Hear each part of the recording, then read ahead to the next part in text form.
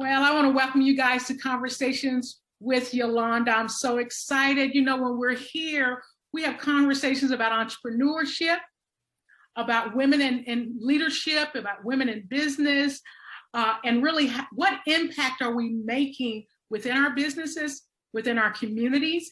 And one of the things that I've seen is during the pandemic around the world, people found ways to even start new businesses and started looking at things in a different way and looking innovatively at things and actually stretching themselves outside of the norm of what they always have known. And so today I'm so excited to have my guest here with me, Melissa Pascal.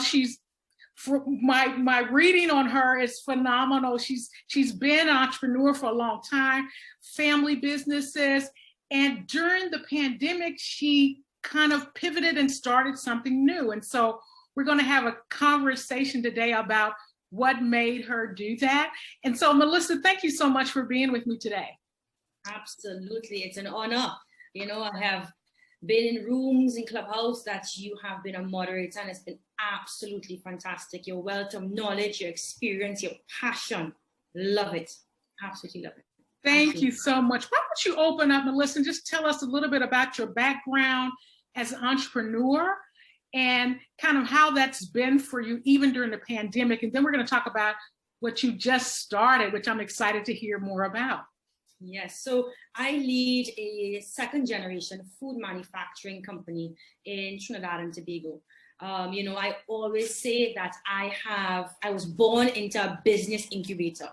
You know, I'm grateful for it in hindsight, being 35 now, but living and growing up in that environment, it's either it makes you, it breaks you, it transforms you, you know, because it's intense. You know, you're always pitching, you're always being taught how to think differently, to spot opportunity. So I guess that mindset, that way of thinking has been ingrained in me, and it has led me to, you know, see adversity as, you know, these tumultuous times, to embrace, to say, what can I do? These are problems, yes, but there are solutions that we can. It's room for opportunities, growth opportunity. You know, it's all about how you see it. Exactly. I always tell people entrepreneurship is about solving problems. Yeah. A lot of times we sit back and we complain about the issues we see in front of us instead of stepping back and saying, oh, what solution can I come up with this? And I love that you mentioned that you grew up in it. The same for me. My grandfather, when I was younger, had started businesses, and every time he would sit with us and start talking about entrepreneurship, even though I didn't even know that's what he was doing. Right. He was talking to us about the businesses he had started and the challenges that he was facing in the 1950s in Alaska as a Black man. Wow. If he could push through those issues he was facing and have a successful businesses, we all can. It's just about the way we look at things in our mindset. So you're so right. And during the pandemic, we saw a lot of challenges. So what were some of the challenges, not only did you see in your family business, but just in the community? What did you see in your environment during the pandemic that you said, oh, we need to come up with solutions for? You know, joblessness. People raising their hands and saying, I'm hungry, I can't feed my family. I'm not equipped anymore, I'm being fired. How can I, and what I saw in these complaints was, okay, reframe. How can we reskill? How can we retool? Okay, you are hungry. How can you step aside a different perspective and say, how can I feed my family by thinking differently? And you see, thoughts create actions. You know, it may start off, you may think it's insignificant, but it's not. Yeah. It really isn't. You know, every single thought has a vibration. And then after, it's going to affect the way that you're going to act eventually, and your habits, and then become your pattern. And then after that is your life, 4 or 5 years online, you know? So I started to ask myself different questions because it's different times, you know? So it's like, okay, don't look at it from this dimension. I had to level up, Yolanda. I had to level up. Like, I recognized I had a lot of blockages emotionally, spiritually. That was affecting me from innovating, from being creative. And I was like, you know what? I had to dig deep. I had to literally, you know, face my ugly. Yes, we all did. Absolutely. Yes, personally. And once I shed light on that darkness that was holding me back, you know, I had to face it. It was scary, yes. But once I faced it, I found that it was like, wow, it's like unleashing, finding the godlike genius inside of you. And it's there in every single one of us. I believe it. Yes, absolutely. And we do have to dig deep. Even in my business, I had to pivot. I was used to flying to clients, sitting down with them, working on strategy, and then we got shut down. So I was like, okay, how can I still help these companies during this time? So I had to pivot. I was doing a lot online already, so that was easy for me to transition their teams online. But one of the things that I didn't think about until actually we transferred their staff to home, I think a lot of companies forgot that they still had to do human resources. I'm like, your people, you have to take care of your people, even though they're at home, they're still working. Have you given them flexibility? So we all had to kind of think outside of our norm. And some things that we may not even be comfortable with, we had to kind of realign ourselves to be able to work within those environments. And one of the things that you shared is that even during that time, you saw that there was a niche and there was a place where there was a need, and you started a new business during the pandemic. So tell me a little bit about that business you have started it, and what are you seeing happening with it now? So I recognize that I certainly have entrepreneurship, talent, experience, learnings. I've been doing this since I've known myself, you know. How can I convert that knowledge into a training business? Yeah. So basically two aspects, it was a two-prong approach. One, the business is called Landing Tips. So it's landingtips.com, and what it is solving a problem with job seekers. Most people in life walking around this planet, from what I have seen through hiring process, they're so self-centered going into an interview. Yes. Service. How are you going to solve a problem? It's using that entrepreneurial, mindset. How are you going to assist this company? They need you to assist them in order to grow so that they can afford to pay you. Yeah. And I think if a lot of us just become more service oriented, we will recognize that the world would start to open its doors and give to us, but we must give first. So it's connecting nail-biting, nervous job seekers with a experienced serial entrepreneur, myself, to get you prepared, just to get you past some of the hurdles. Can you imagine? Some people most job seekers can't even look the interviewer directly in their eyes. Yes. Yeah, especially our younger generation, because they've been on these so much that they're used to looking down. Yep, and that's just one of the main statistics. That comes back down to the core self-esteem. What's your why? What's your value print? That's one of the key things I'm building out. What is your value print? When you leave the room, what does it taste that you leave? What's the flavor?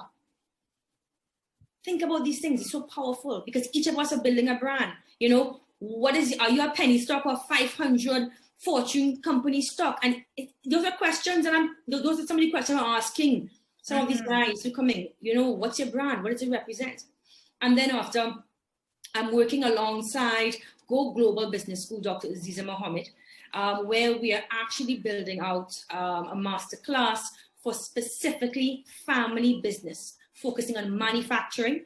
Yes. Food manufacturing, as well as retail, right? And then from there, the first masterclass is actually going to be in September 2021, again, specifically family businesses. And only 3 things we're focusing on in this masterclass. It's going to be half a day. We're going to be focusing on how to navigate those sticky situations, and that is family culture. Handling that generation to generation, passing that baton. Because a lot of those times, those batons drop on the ground and game over. Secondly, how do you identify your personal brand within a strong family culture? Sometimes, as I almost got lost, eaten up alive, because the family culture is so strong. It's full of these powerful, big personalities, but you have to find your own voice, or else you will just be lost. Yes.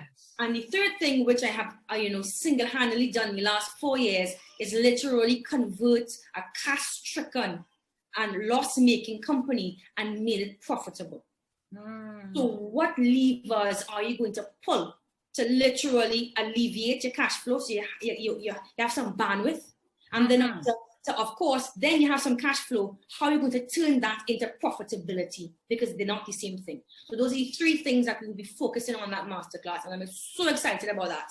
Yes, that is so needed. I do a lot of work with universities and young business students that want to own their own business. And what you just said about profitability, a lot of them don't understand. I was just with a group and they were talking about how much they had sold, and they went to this event and they sold so much product and they had put this package together. And so I had them break down the packet. And within the packet, they had spent more than they made. And I was like, you sold? You were able to sell something, but you didn't make a profit.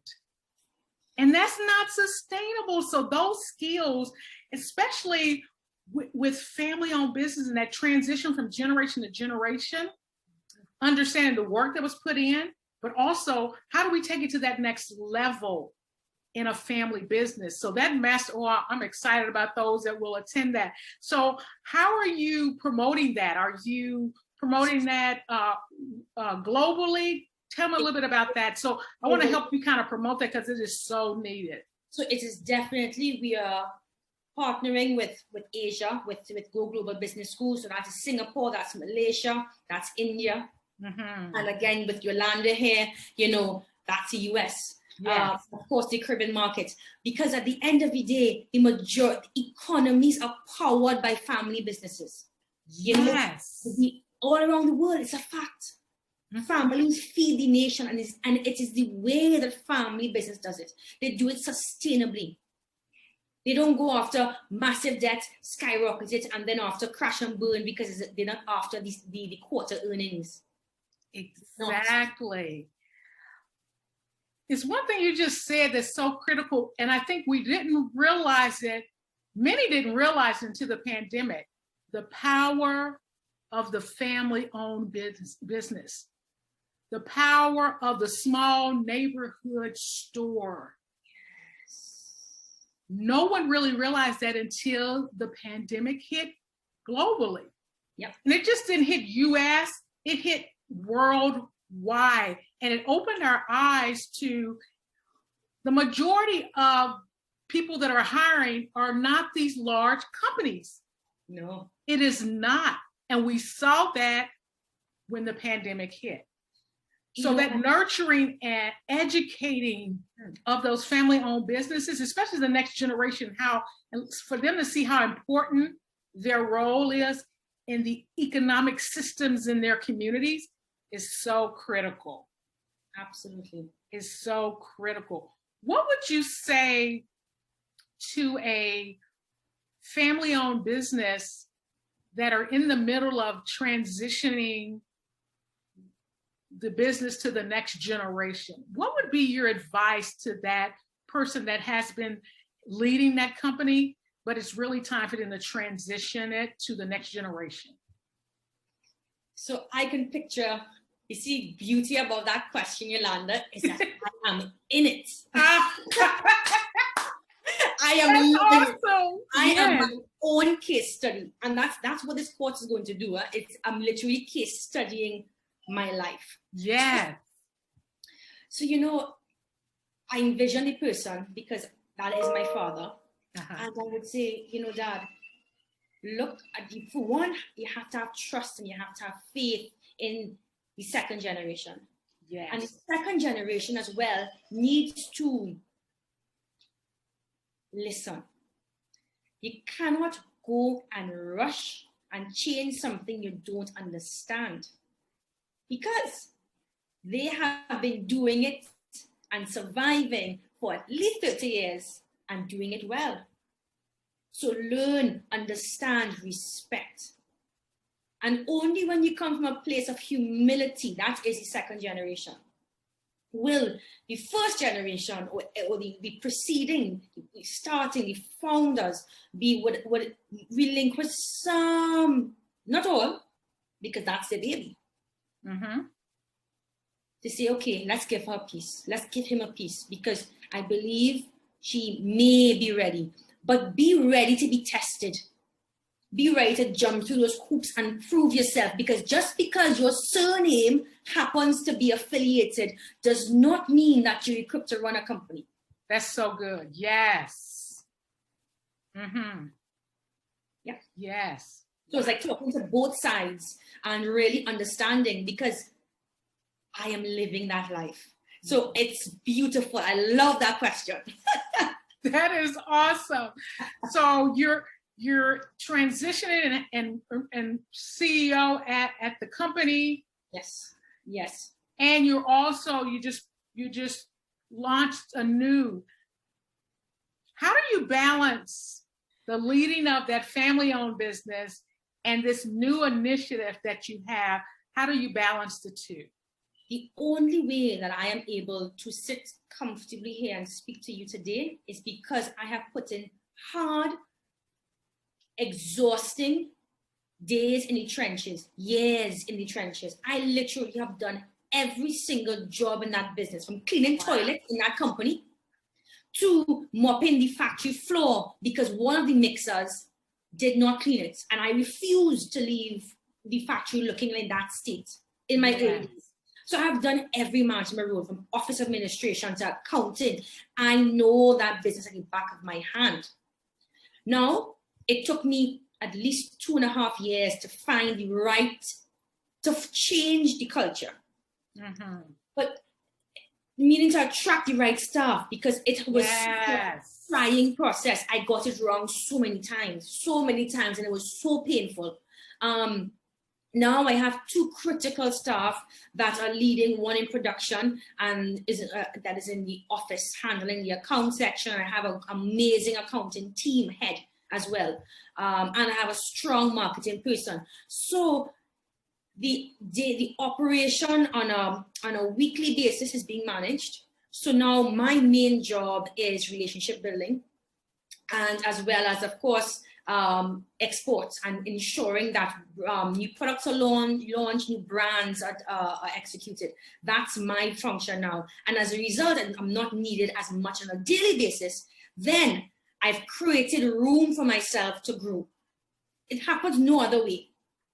You know, I've created the room, and now I have the space, and I'm asking myself, how am I going to utilize the time that I have to add more value to this world? Because I want to. And the only thing I know really well is entrepreneurship.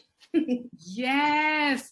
It's one thing you said that I think people don't think about as much. And that is, a lot of times entrepreneurs don't know how to make that transition from working in the business and working on the business.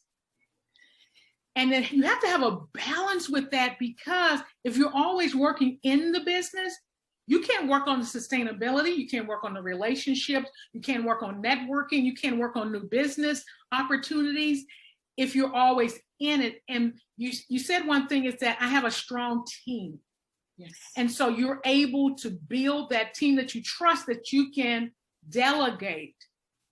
But a lot of leaders struggle with that delegation piece.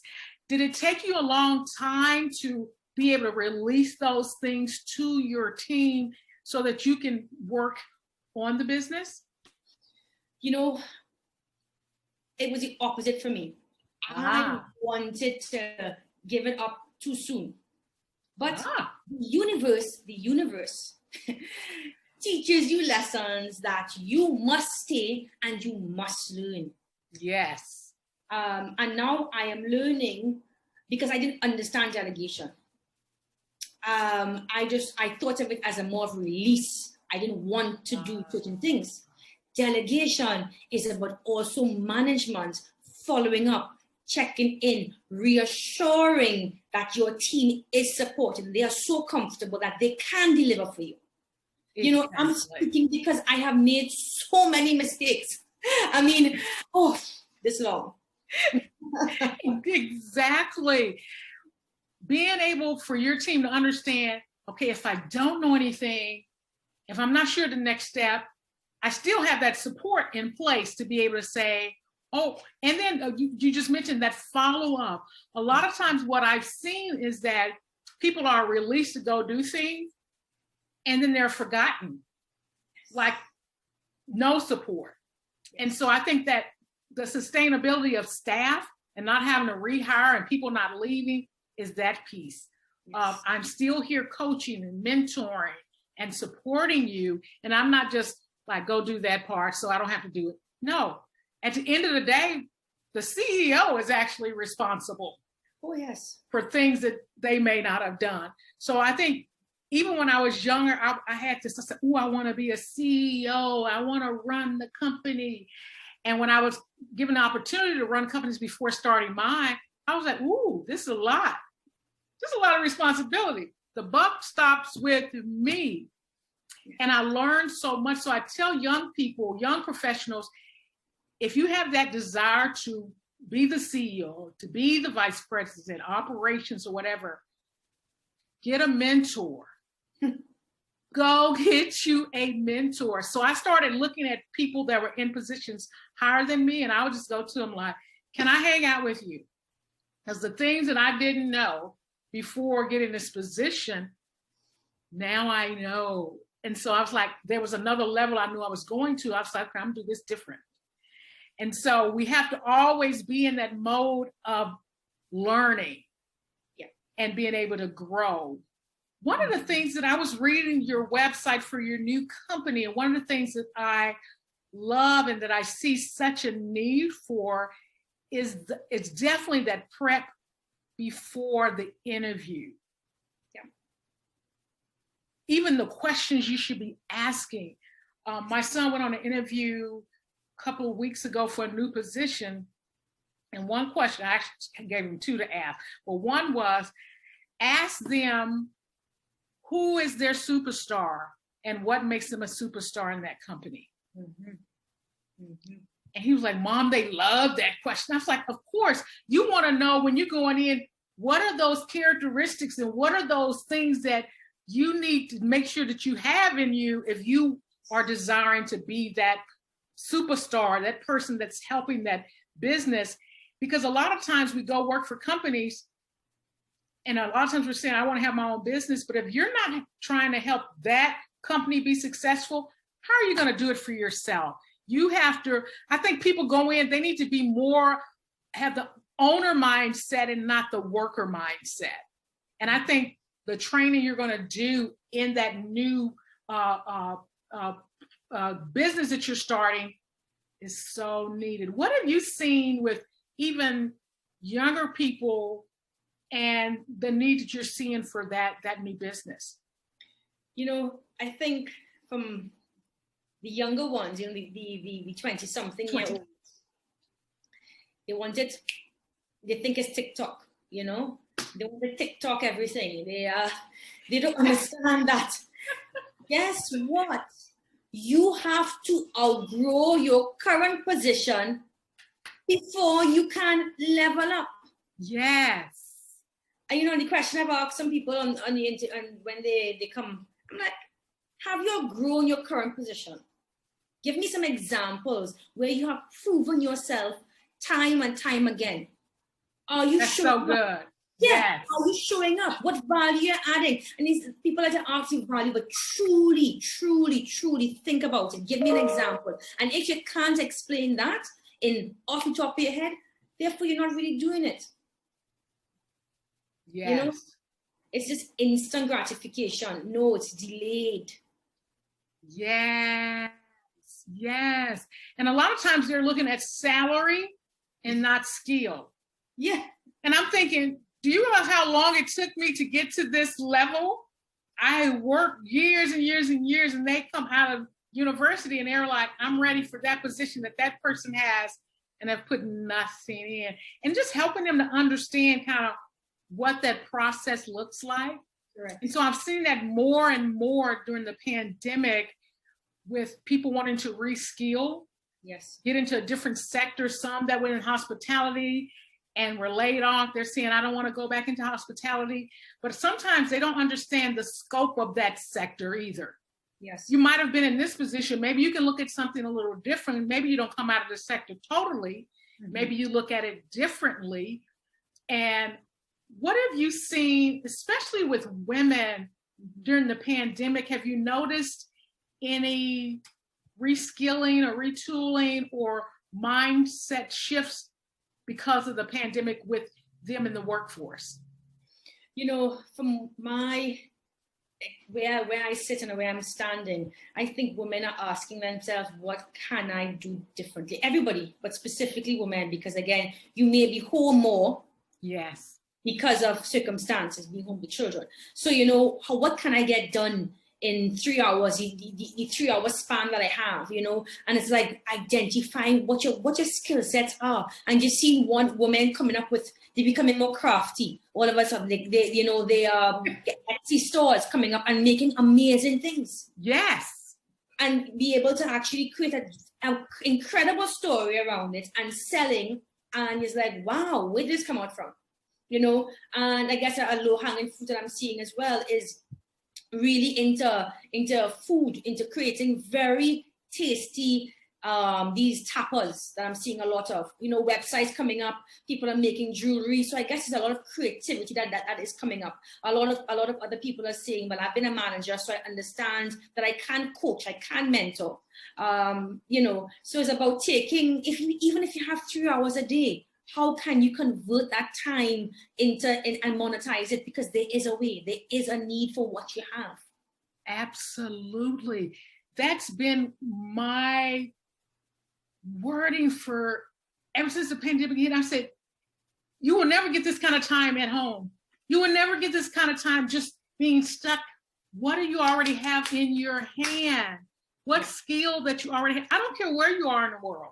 I was working with women in the continent of Africa in small village areas. And I was like, what do you have in your hand? Can you sew? Mm-hmm. Do you have some beads? Yeah. Can you braid hair? Figure out what you already have in your hand, because a lot of times you don't need financing to do that. Nope. And if you do, you need a little bit. So allowing people, what I've seen the same as you, is taking what you already have in your hand and figuring out how I can make money. It may be just to feed your family. It may be to, one of the things that I did was, I'm very creative. I love graphics and painting, and I love cooking. So I was doing all of that during the pandemic.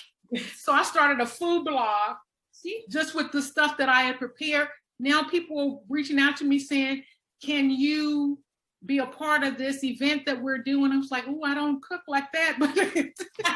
But I started partnering. I said, give me a real chef. I'm just a home cook.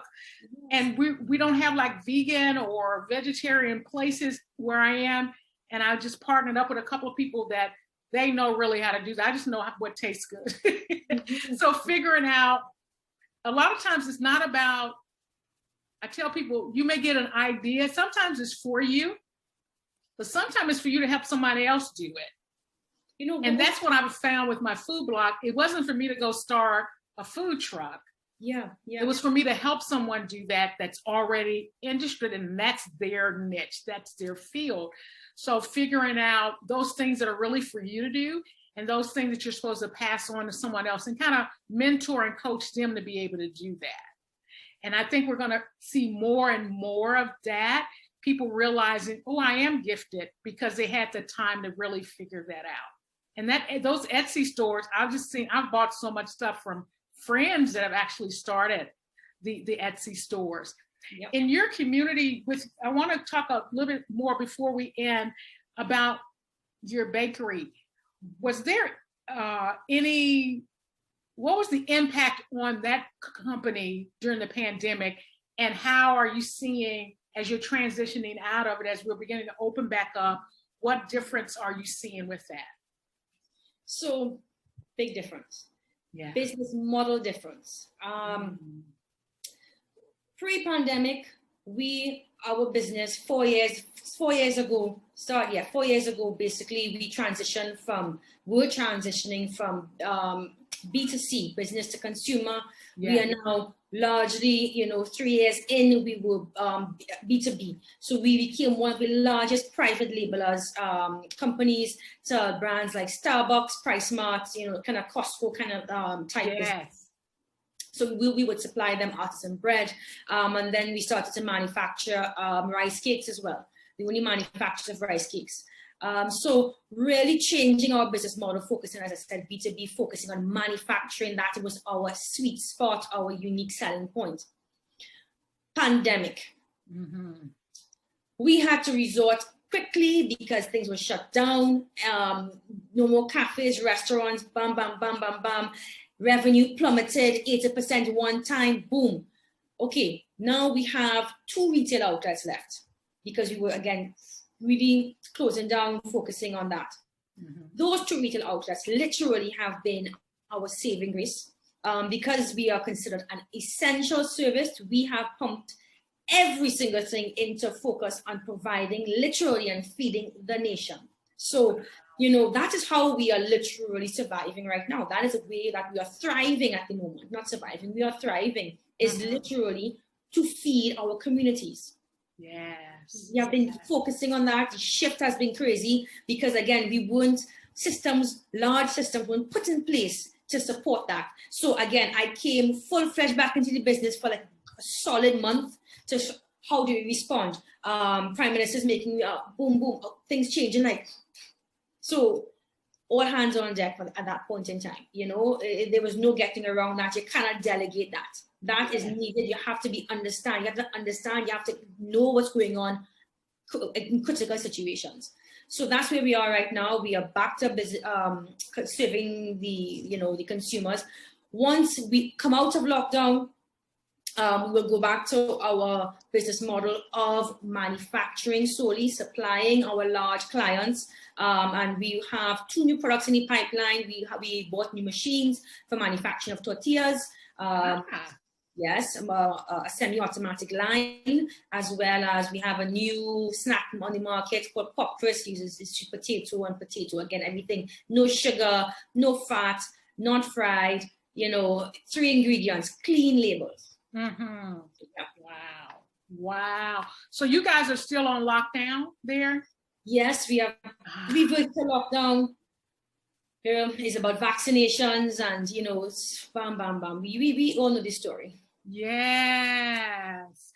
So I want us to end on you sharing with the woman that may listen to this podcast and may watch, that's struggling to make that shift into a new sector because of the pandemic. How would you encourage her to look at where she is right now? Take a breath, reframe, and yes, you can. But it starts with knowing literally that you are the creator. You can create anything. However, it starts with one thought, one belief. And what I would say?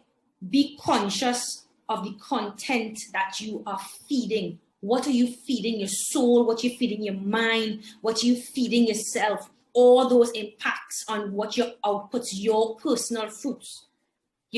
Focus on starting with, be mindful that you must consume high frequency. If you want to create any single thing, you cannot create on low frequency energy.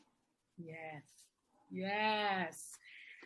Thank you so much, Melissa. This was another great conversation, really to empower those that are listening, men, women who are listening to this conversation, that it's all about your mindset. What are you thinking? What are you letting come out of your mouth? What are the words that are coming out of? How are you talking to yourself? Sometimes we talk to ourselves worse than we talk to other people, and say, what are you feeding your own soul and your own spirit?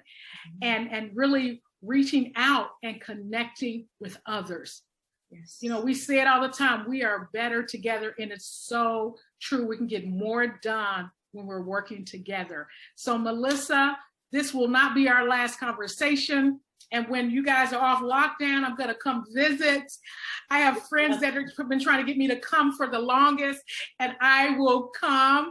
So thank you so much for your time today. Thank you for the work that you do. Make sure you email me all of that information on the masterclass so that we can get that information out to family-owned businesses so that we can pack that training out because it is so needed. So thank you again for joining me, and we will talk soon. All right, Yolanda. Ciao.